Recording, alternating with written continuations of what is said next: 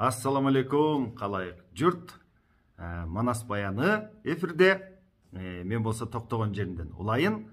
Ошентип Манас кече жалпы жұрттың билермандарын, ошол 40 чорону, бүткүл бектерин, бүткүл баягы Алаштын тукумунун мыктыларынын баарысын чогултуп, анан мажлис куруп, ошол жерде өзү сүйлөп, бир топтун баарын айтып келип, анан кече анын баарысын кече көрсөтүүдө айтып кеттим.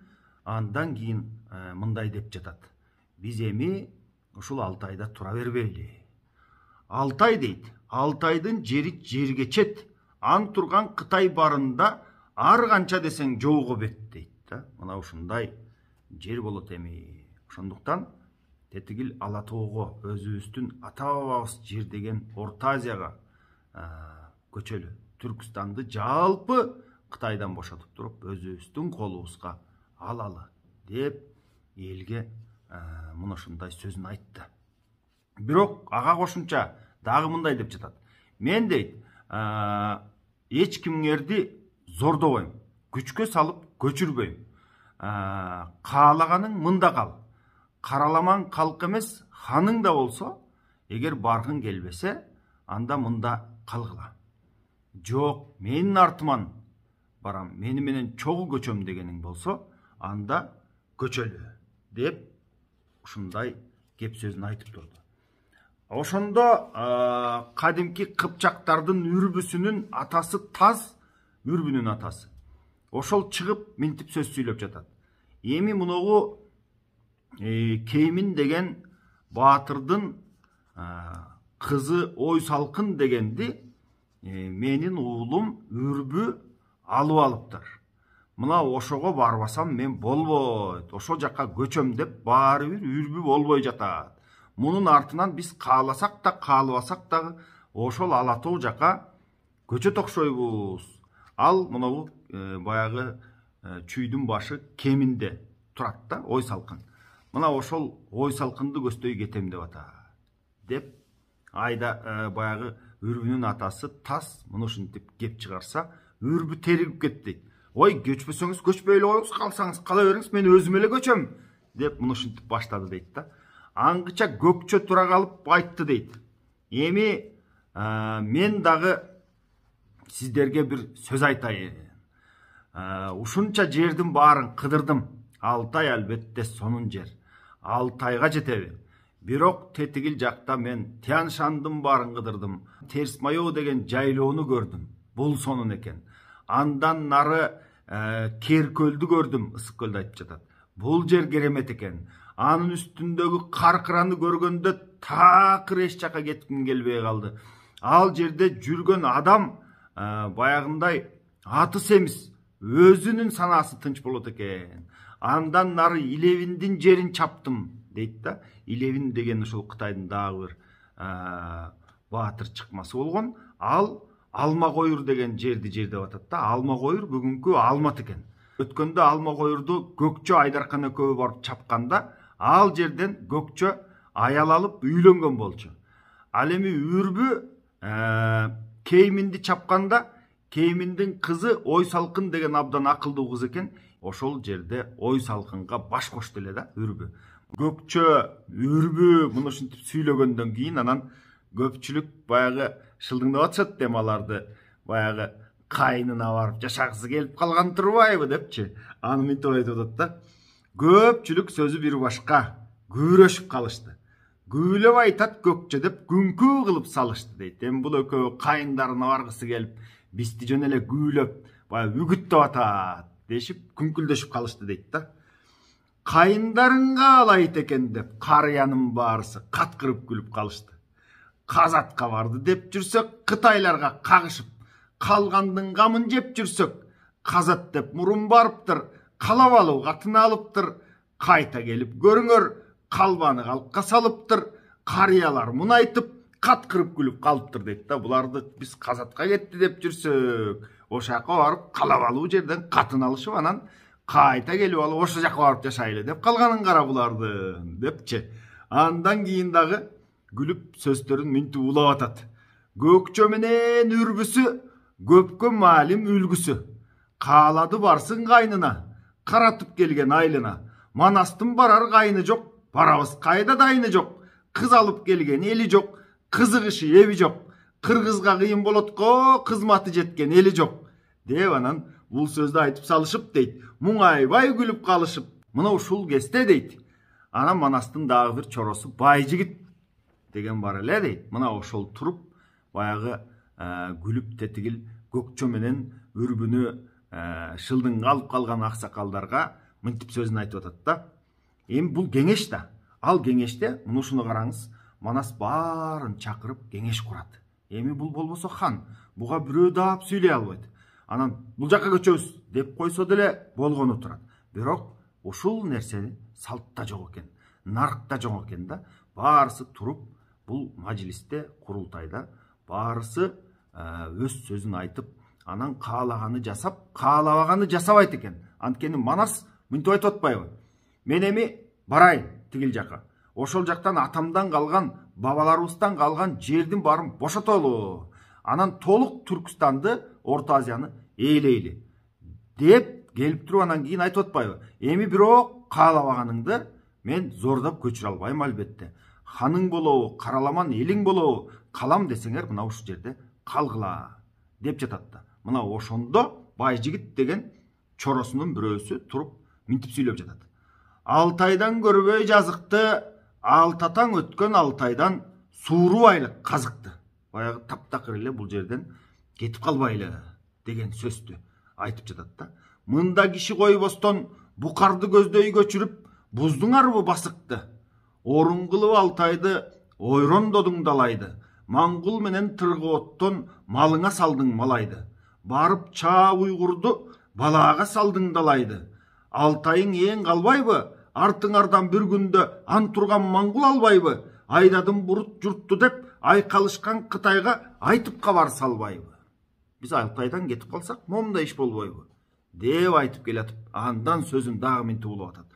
Чын ушул жерден көчүүгө чыйыр алдыңар баарың деп, кыйындык көрүп тынч албай, кыйналар бекен жаның деп Байжигит айтып басылды дейт да. Мына караңызчы, Манас хан өзү каалап турса да, ошол жердеги Байжигит эмне деп жатат? Бул жердин баарысынан биз казыгыбызды сууруп алып көчүп кетсек кандай болот деп хандан бектен тартылбастан мынушинтип айтып жатат. Бул кыргыздын илгертен келаткан салты, наркы, канындагы айланып жүргөн рухундагы бар нерсе экен да. Хандан бектен тартынбастан мына ушундай баягы өзүнүн пикирин айтып жашаган эл экен. Кандай керемет.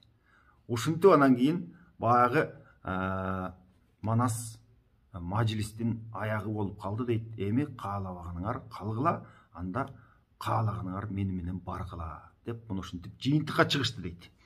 Андан кийин баягы курултайга чогулушка келгендин баарысын сыйлап, жылкысын союп, коюн союп, мыктыларына тон кийгизип, эл башчыларына ат мингизип, күлүк мингизип, мына ушинтип сыйлады дейт. Ошондон калды дейт баягы ажыраш аяк деген салт.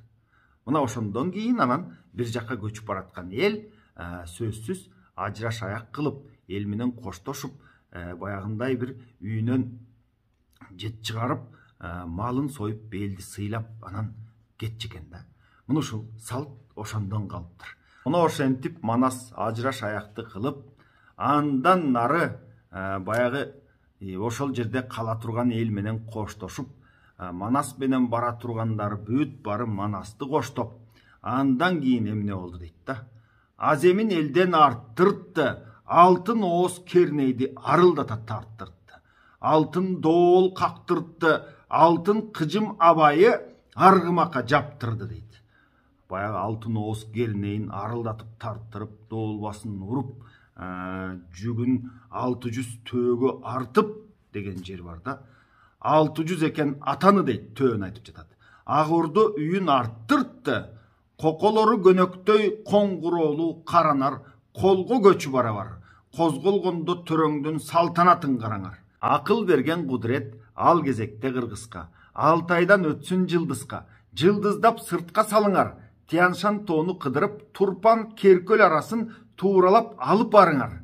Саяң жайлак үч сууну саптап баргын ушуну, Лаңгу таба суңшоону ырастап баргын ушуну. Бул сөздү чечмелеп түшүндүрүп берейин. Алтайдан көч жылы олтурду дейт. Анан жылдызга келди дейт.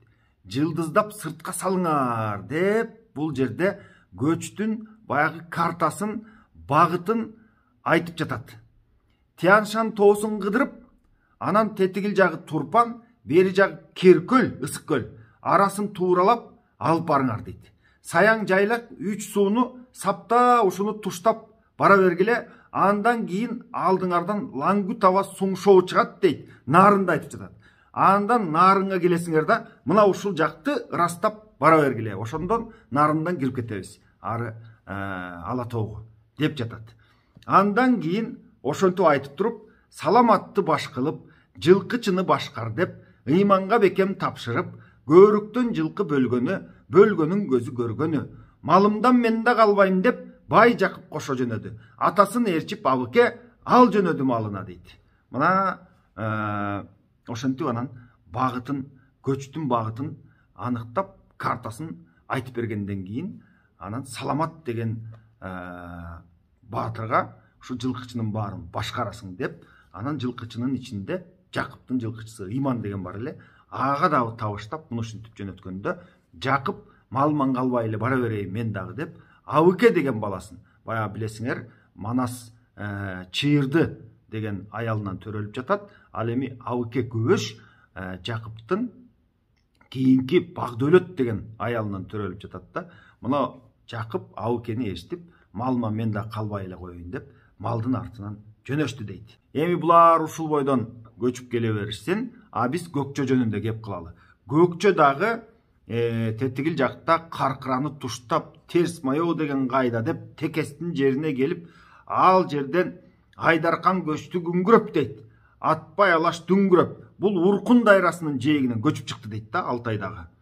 Аз гана эмес, мол көчүп, ай жарымына жолу көчүп дейт, жарым ай көчүп жүрдү дейт. Иле көлдүн арасы, Каркырага жетпесе басылбай Көкчө санасы. Кан Айдаркан жай алып, каптап келип жыгылды, Каркырага таянып. Калмак казак аралаш, каптап консун көп алаш. Илебин менен Текестин эңшерилген эли бар, эң калган жери бар. Коркуп калган калмагы, кой жетелеп аталып, Кошоматка барганы, өткөндөрдүн сөөлөтү өрүлүктөп биздерге үлгү болуп калганы дейт. Эми башынан сиздерге түшүндүрүп берейин. Бул Каркырага жетпестен тетигил жакта Текес анан Илебиндин жерин ээледи дейт. Илебиндин жери азыркы Алматы калаасы, мурда Алмакойур дече экен. Мына ошол тарапта казак туруп калды. Ошол жерге келип конду дейт. Текестин арты Текестин окшойт, алды ошол Илебиндин жерине чейин келип калды дейт да, Алматыга.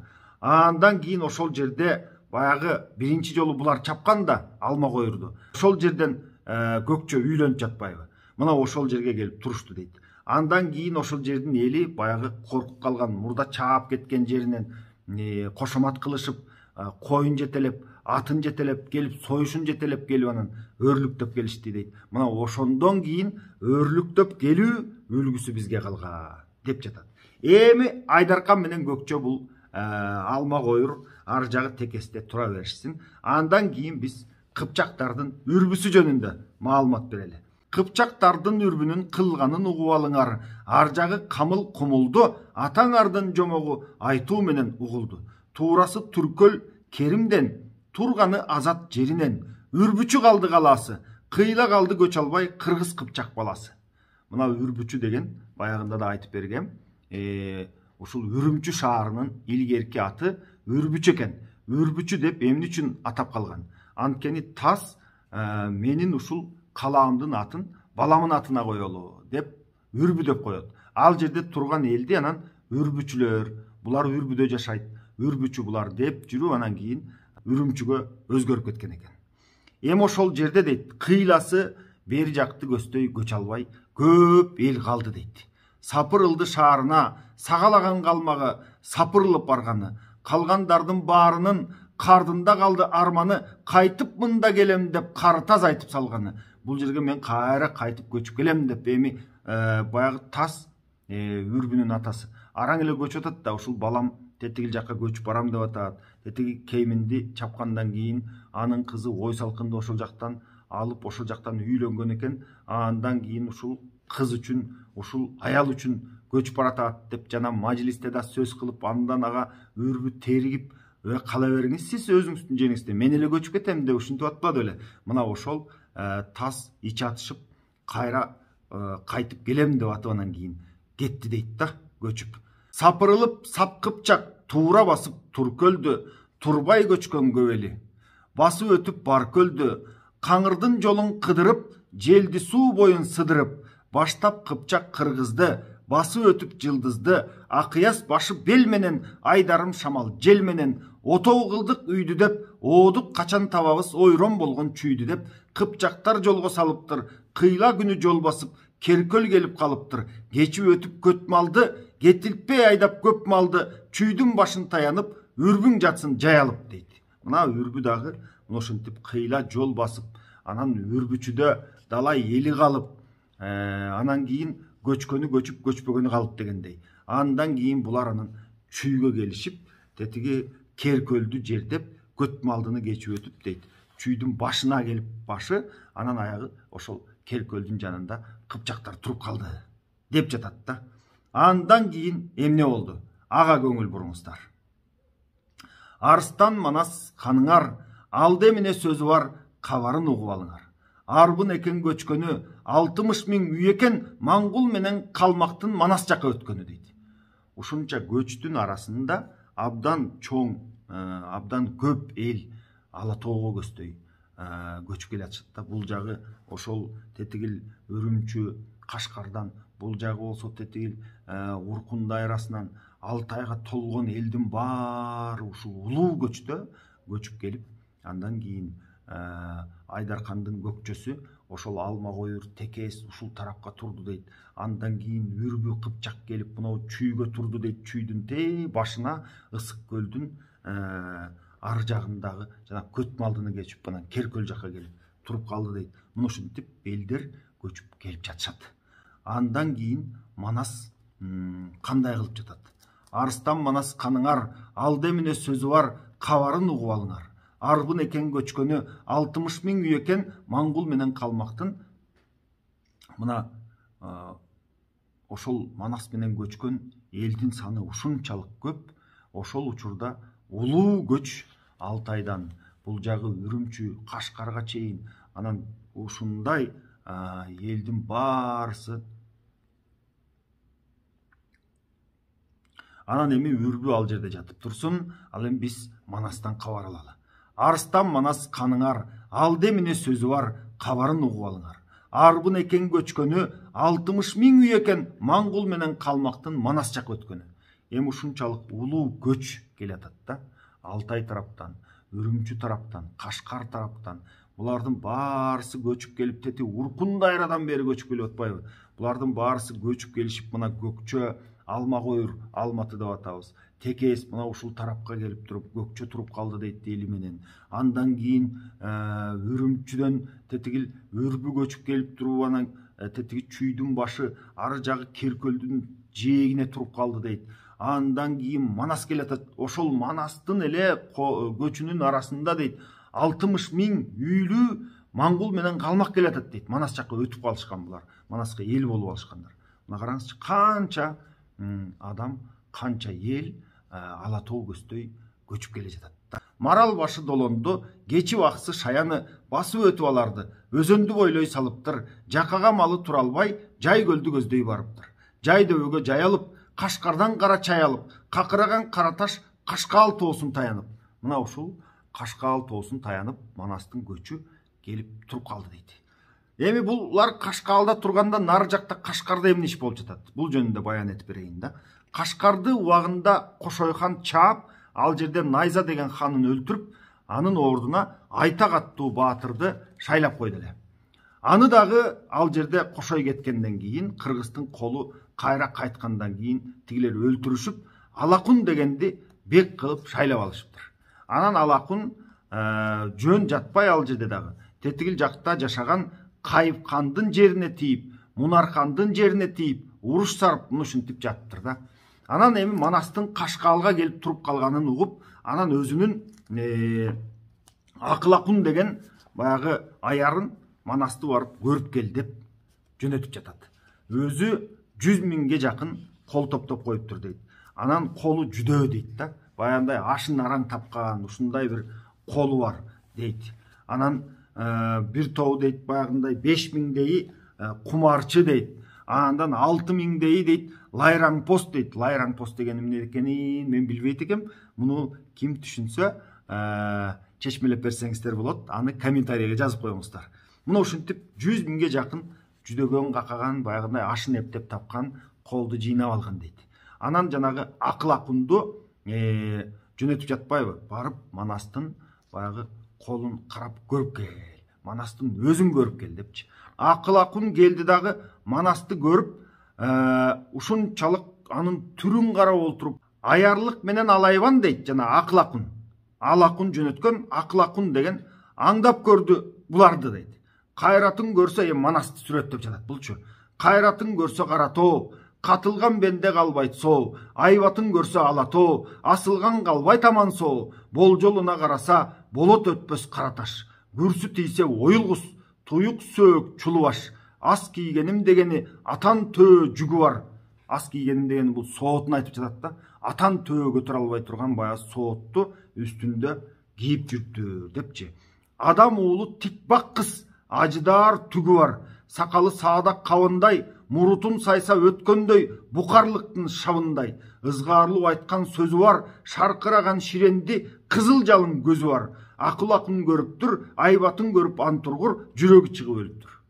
Эми Акылакун дегени мына жүрөгү чыгып мынтип өлүп, анын жанындагы баягы кошо келген шериктери качып барып баягы Алакунга мынтип айтып турат да. Көчтөн арбын кол экен, көрүнгөндү жуткандай, көсөмдөрү мол экен, көч дегени карарган көңкү кыргыз кол экен. Ааламды жеке алгандай, айбатын көрдүм аргандай, эр мүнөзү көрүнөт, эр Рүстөм балбандай деп айтып барышты да. Булар дейт абдан баягындай ичинде көзөмдөрү ушунчалык баягындай сүрдүү, ушунчалык буларды көч деген эле аты болбосо дейт, бардыгы эле аскер экен булардын дейт да. Көпкөк темир кийинишип муну ушинтип жүрүшөт дейт. Эми берки жактагы Алакундун аскерин болсо азыр эле айтып өттүм. Алар баягы нары жактан бери жактан чогулган бекер посттордон айрымдары, жанагындай кумарчылар бар экен, ар кандайлардан жыйналган аскерди топтоп алып, мен Манасты чаап алам деп манчыркап болтурат да. Анан ошол Акылакунду жанагынтип барып кайгуу салып кел десе, Акылакун деген аяры Манастын түрүн көрүп, ал жерде жүрөгү түшүп өлүп, анын менен кошулуп келген жана жолдоштору барып алып анан айтып атат да. Ушул биздин аскерди карап туруп, булардын баягы аскер эмес көч деп жөнөттүңүз эле. Ал көч дегендин бардыгы булар аскер экен. Булардын ар бир эринин түрүн, сүрүн көрсөңүз Рүстөмдөй бар экен деп муну ушинтип баяндап беришти. Эми мындан ары окуя кандай уланат? Аны Кудай буйрса эртең айтып бермекчимин. Бүгүн баарыңыздар менен коштошо турам. Саламатта туруңуздар.